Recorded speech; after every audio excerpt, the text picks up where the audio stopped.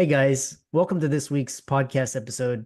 I've got a fantastic guest for you today, Brigham Dallas, and he's an entrepreneur and he's the founder and owner of Hello Sugar. It's a Brazilian wax and sugaring franchise based out of Arizona, and he's got a lot of insights into entrepreneurship, being a business owner, marketing, and franchising. So it's going to be a fantastic conversation, and I'm happy to welcome Brigham to the show. Welcome, Brigham. Christopher, thanks for having me on the show. I really appreciate that. Yeah. So you have a very interesting business, and I'm actually very interested in hearing about franchising and set the stage, the groundwork for how you got started, and we'll dive right into it.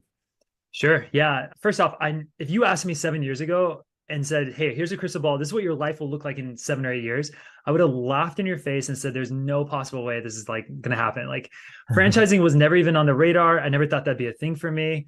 I had zero intentions to do that. If you told me that I'd be doing Brazilian waxing for a career, I also would tell you that you're crazy. There's no chance in hell that that would be my vocation.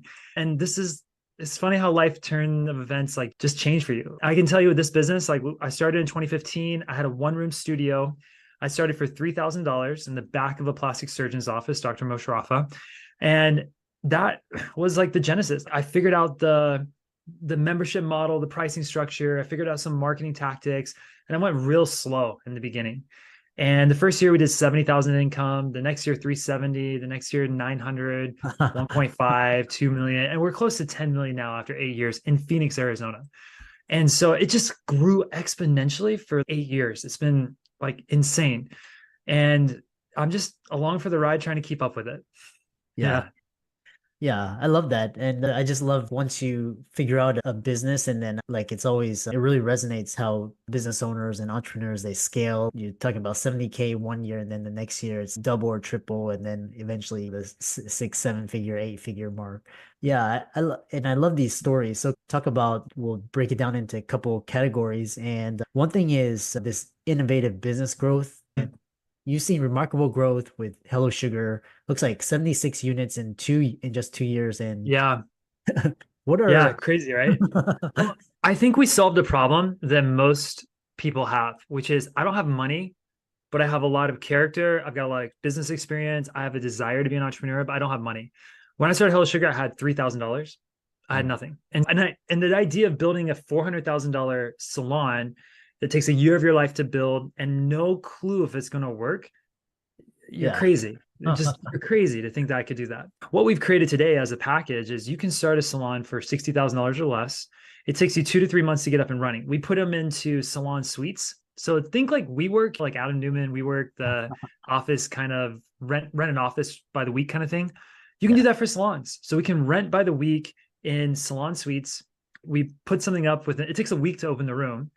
We hire 2 to 3 estheticians. We flood it with advertising because we do really good like social channel advertising.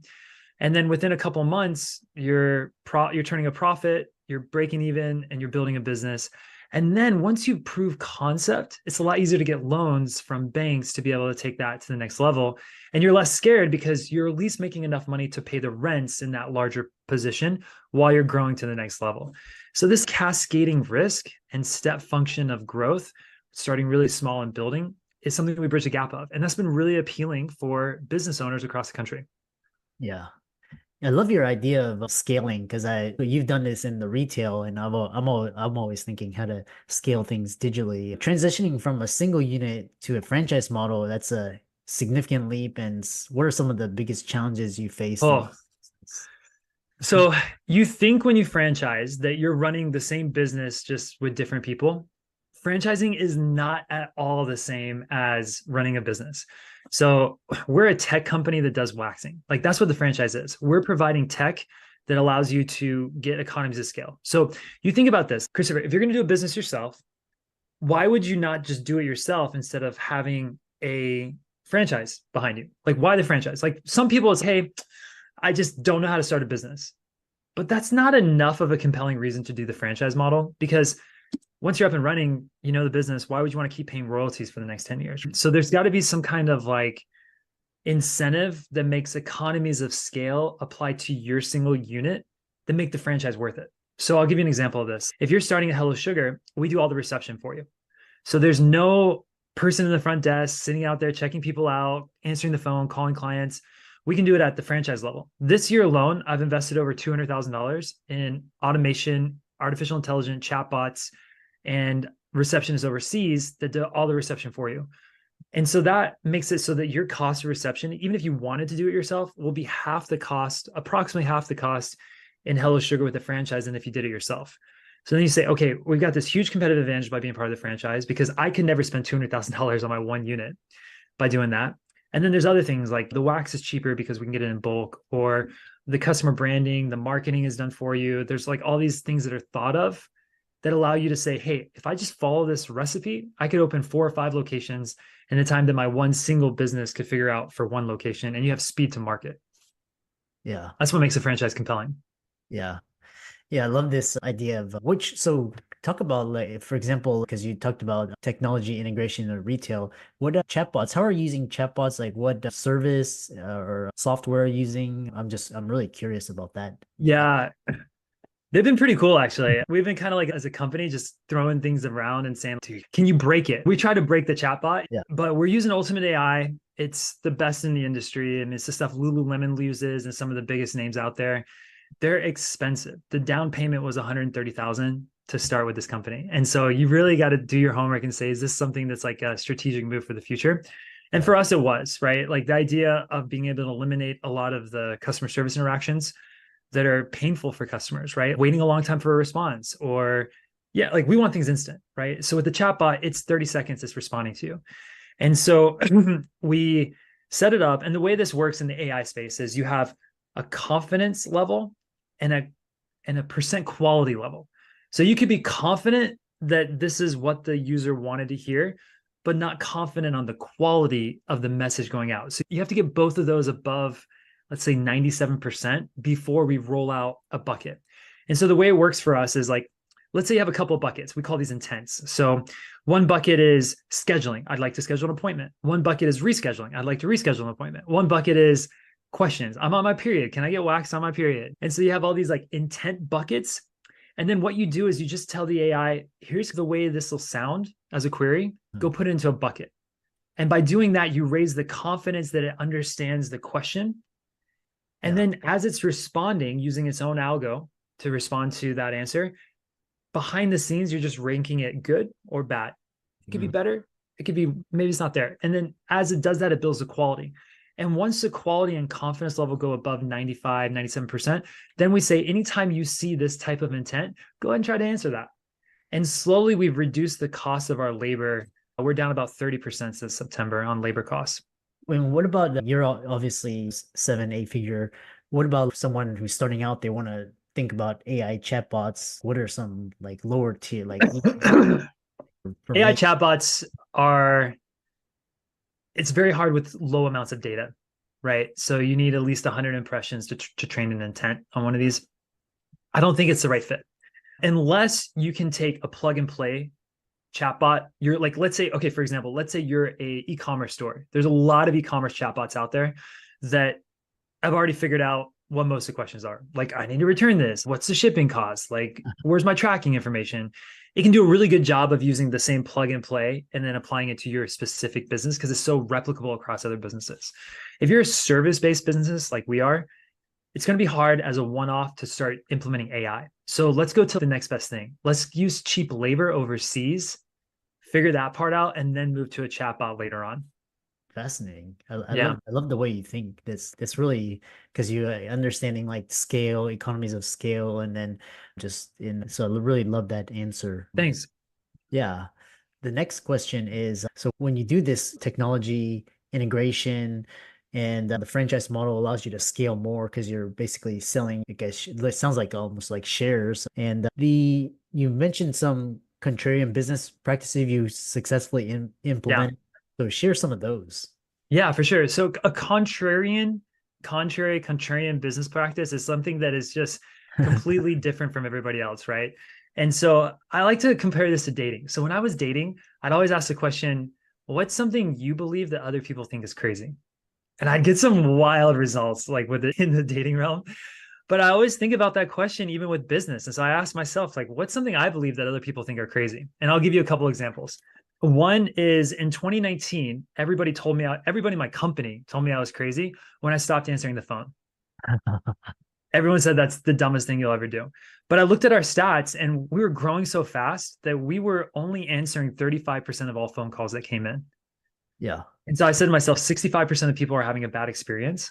Yeah. They would have a perfect experience if they texted us and we had more time to get to them, because usually phones ring in surges. So it's ten calls at once is what happens. But with text message, hey, I'm going to get to you. Give me 5 minutes. I'll get you a response. And you can always respond to all those. So one of the first things as Contrarian is we don't do phone calls. You call Hello Sugar, it's, hey, as soon as you hang up, we'll immediately text you and help you. And then if you need a call back, just text us and let us know you need a call back and we'll call you back. And so it's like that kind of like service through text messaging was like a big one for us. Yeah. Another one that's contrarian is I don't think you need a lot of money to start a business. Even in a very brick and mortar type space, I started mine for $3,000. Everyone told me that for a waxing salon, you need a $400,000 loan. And I Uh, just put something in the back of a plastic surgeon's office. Did it do the volume of a $400,000 unit? No, but I could prove the concept. I could get profitable and I could get business loans without any money because I could prove the concept at a smaller level before going larger. yeah. Yeah. Yeah. And then the most recent one, this one will get you, Christopher. This is the premise before I tell you what it is. The best tennis players in the world all have coaches and all watch replays of their game. That's typical of most athletes, right? And Yeah. so in Arizona, I was thinking, I want to make Hello Sugar the world's best education program for estheticians. So I followed that same model. We, with consent, obviously, we film a Brazilian wax of the estheticians doing a Brazilian wax. The person knows it's not like hidden cameras or anything. It's like they're usually an esthetician on esthetician, Yeah. but we film a Brazilian wax and then we send it to our best trainers in the company. There's like two of them, and they grade it. And they have a 50-point grading scale on pain management where they grade to see if this is according to the Hello Sugar way. And everyone told me, you can't film this. You're crazy. Nobody's going to allow you to do that. They're never going to want you to do that. And it's been one of the best things for our company because now, like when you wax, for the people like listening and not watching, imagine if you hold your arm up and you're waxing the hair off your arm and you pull the wax upward, that's going to lift skin. But if you pull in the direction of your skin, so parallel to your skin, it doesn't lift the skin up. And so on camera, we can't see this unless you slow motion it. You can see that they're pulling up versus pulling forward. And I can slow that down and be like, nope, this technique is wrong. You got to redo it this way. Or just even the way you hold your hand while you're waxing, we could follow that. And so filming things has been a huge lift for the company. That's been like a huge contrarian principle that's been a big blessing for us, even in the waxing industry. Yeah. Yeah. So fascinating. And I love your ideas of scaling and proof of concept. And Yeah. the final question is reflecting on your journey into one of the fastest growing franchise, what piece of advice would you give for those listening? Yeah. I'm gonna back up and talk about burnout for a second. Yeah. So people experience burnout within companies because it's not going the way they expected. And Mm, then they're stuck putting a lot of effort into something that's not producing what the expectation was. And so there's an alignment issue. You could work on something forever if you feel aligned that the growth is happening and it's like producing results for you. But when you're in a situation where whatever you're building is not growing, you don't have any energy to build that. And it takes a massive amount of effort to get something from 0 to 76 locations in 2 years, a massive amount of energy. And if that is your case, if you're in a place where you're feeling burnout, if you're not growing, you need to somehow reduce the friction and barriers to your growth. Okay. So most salons, for example, start out at a $400,000 build. We start out at a $60,000 build. And that's allowed us to lower the barrier to enter into the market to allow for faster growth. And so this is on purpose. Typical franchise fees for a business are 50,000. Our franchise fees are less than half of that. They're $20,000 to join. And everyone tells me you got to raise your franchise fees. No, we're not raising our franchise fees because we want a ton of people coming in. Because if a ton of people keep coming into our business, that growth is exciting, invigorating, and the whole team is now, they got something to work towards. And when they have something to work towards, they work harder because that positive reinforcement of the growth itself. And that's my advice for people. And it might be a really like esoteric, like outside thinking kind of advice, but somehow figure out for you and your business how to lower the barrier to get somebody in the door or to grow your business. For Hello Sugar, we give away free bikini waxes, free, completely free. If you want to try Hello Sugar, we will let you try it for free. Come in the door, try us out, because I know that if you come in the door, we're going to convert those people to memberships. And it turns out in Hello Sugar, 45% of the people that come in the door buy a membership after they come in because of the good experience they have. Nice. How can people check out Hello Sugar, follow your socials, see the work that? Yeah. Brigham Dallas on TikTok. That's like where I post all my like business stuff and all. Brigham Yeah, Dallas on TikTok, and then all my social channels like hellosugar.salon is the website. You could Google it. Hello Sugar Franchising. You could Google it and find us and learn more about it. And then we would love to meet with anybody interested in franchising at Hello Sugar and teach them about this business opportunity. There's a reason it's grown to 76 locations in 2 years. It's an amazing business model and it's very doable, even with your full-time job. You don't have to know anything about waxing. That's totally fine. It takes about 5 to 10 hours a week, really, to get it up and running. And yeah, it's a cool, fun business to get involved in. And we'd love to talk to you if you're interested. yeah. Yeah, for all the audience out there, let's thank Brigham for coming on and a really insightful conversation about scaling and innovation. And be sure to follow his socials and give him. And with that, thanks so much for coming on to the podcast. Thanks, Christopher. It was a pleasure being